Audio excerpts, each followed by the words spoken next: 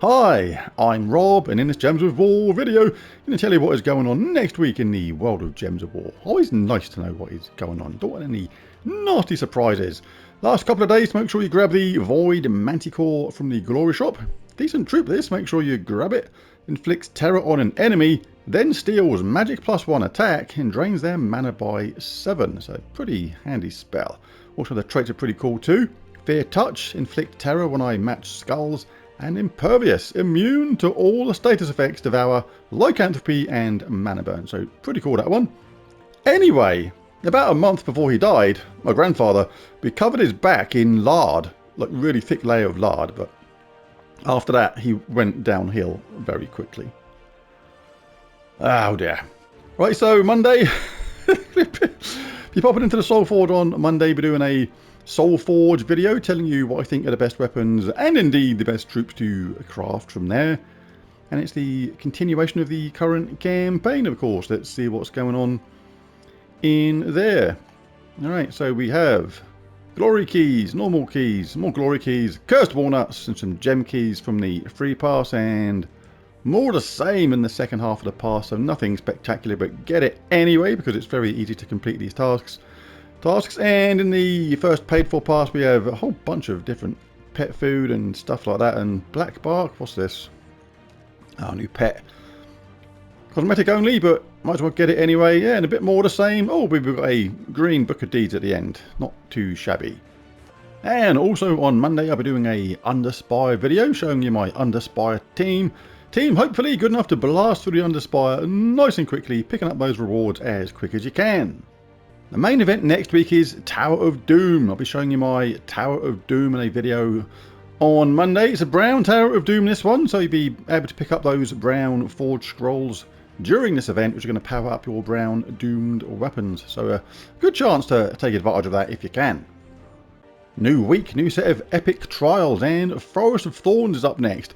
Now, all of the kingdoms have already been covered regarding the epic trials, so if the team is exactly the same for this as what we've given before, there's no need to make another video. But if one or two of the troops has been changed, which does happen sometimes, I will indeed make another video.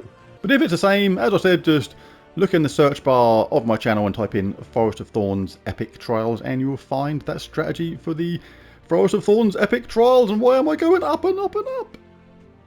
When you open your event chests, you can only get troops from the kingdom shown. The kingdom of the week right now is Midnight, so if we opened our event chests right now, we'll only get troops from Midnight. But from Monday, that is changing to a Forest of Thorns, so what you can do, you can take a look ahead and see if you are missing anybody, to see if you can take advantage of the fact we have a kingdom of the week from Forest of Thorns. So what you can do, you can take a look at Show All, for example, and take a look at every single troop that is from Forest of Thorns. So anybody from here that's from basically Forest of Thorns, you have a chance of popping next week with your event chests with a couple of caveats. Anybody that's got Primal Rift in front of their name, like Alderfather there, says Primal Rift and Forest of Thorns, you can't get them from event chests. You have to get them from the Underworld, from Primal Rift, by opening your portals. And same as anybody like else, like another one there, look, Dark Dryad, that's the same. So anybody with Primal Rift in front of them, you cannot get them from your event chest. You have to get them from the Underworld. And there's a Elemental Sentinel as well. You can't get that from here either. You have to get that from being incredibly lucky in the Underspire this time. Underworld, Underspires, lots of Undercracker things going on to remember. Anyway, yeah, you can't get that one either, but you can take advantage of this, especially if you're missing some mythics from this area. So let's take a look at those mythics. We can pop to the front here. You can't get Immortal Virago from here. She's an immortal. You have to get her in the same way as you get the other immortals, but you can get King Bloodwood, the standard version of Virago, or Yasmin's Chosen there. Sort of okay, nothing too special. I do like King Bloodwood. He's pretty cool, dealing magic-based heavy splash damage to an enemy, boosted by entangled and bleeding enemies, and steal 10 life from all enemies. And entangle and inflict bleed on a random enemy when matching 4 or more gems.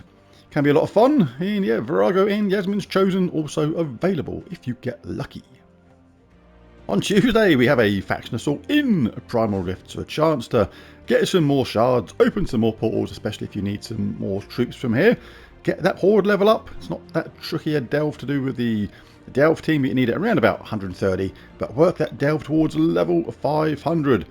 Don't forget the underworld, say it nearly every single week. Really good thing to do. Get that total renown up. The more renown you get, the more your stats slowly but surely increase for literally every single troop in the game. Don't ignore the underworld.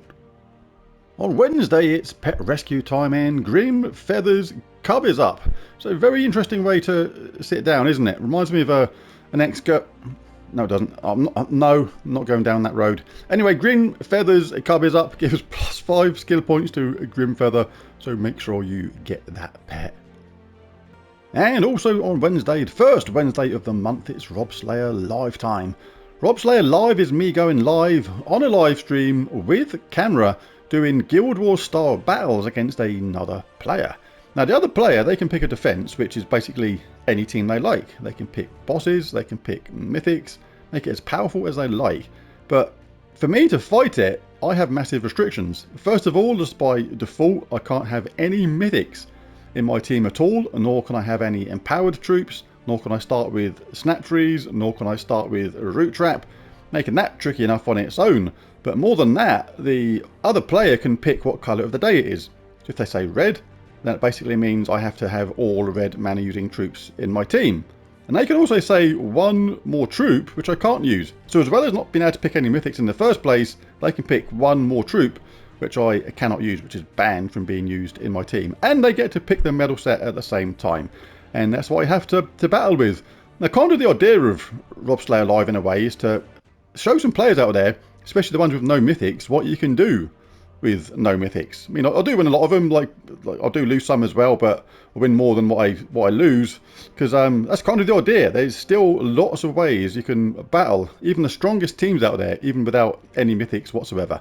So it's Rob Slayer live stream coming Wednesday 2 PM BST. Hope to see you there. Thursday, it's class trial time and Archer is up. One of the best classes in the game. Absolutely love it. Start battles with 50% mana is great, as is Bullseye. 15% chance for skull damage to be lethal, but make sure your hero is on top, otherwise that won't count. And some good talent trees at the same time as well. Hunters mark a random enemy on 4 or 5 of a kind. Perfect aim is alright if you're using a bow, same as that one if you're using a dagger or missile, whatever is your preferred weapon. Root Trap. Entangle the first enemy at the start of battle is good, especially if you're going with a skull based team, because obviously you want to try and take advantage of that 15% chance to instantly kill. Nature's Aura. Create a leaf storm at the start of battle. Decent if you've got a green based team. Back up. 35% chance to summon a bandit should someone in your team die. Yeah, lots of good things in this. Dodge, a dodge, 30% chance to dodge skull damage. Yeah, Archer class. Really good class. Try and get it to 100. And on Friday we have a Vault event. So on Friday, but it's actually Friday, Saturday and Sunday. Really cool event. Still the best one in the game for picking up really cool rewards. Go bashing all those gnomes into oblivion, opening your keys, seeing how much gold you can get, seeing how much more gems you can get, and other cool stuff at the same time. Vault event Friday, Saturday and Sunday. Try and make the most of it. Also on Friday, it's a Mythic Friday, but at the time of making this video, there's still not a lot of information about this troop. Aguara, a Phalopatia Mythic, but apart from that, there's nothing really known about it. It's like Spirit Guidance is the spell apparently, but it's nothing, no more information on it on Terran's World. This is where I pick up this information from. A really cool site, which you can use to gain lots of information about various troops and the game. But nothing there apart from the name right now. And the fact it is obviously a Mythic. So Mythic Friday. That troop will be there. I'll be doing a video on that. Doing my key opening. Trying to pick it up. And then maybe creating a team later on. And seeing how good it is. So there it is. There's the spoilers next week for PC, mobile, Xbox and PlayStation formats. If you enjoyed this video, it'd be really cool if you bash that like and subscribe button. It really does help. But most of all, thanks for watching. And I'll catch you again in the next one. Bye for now.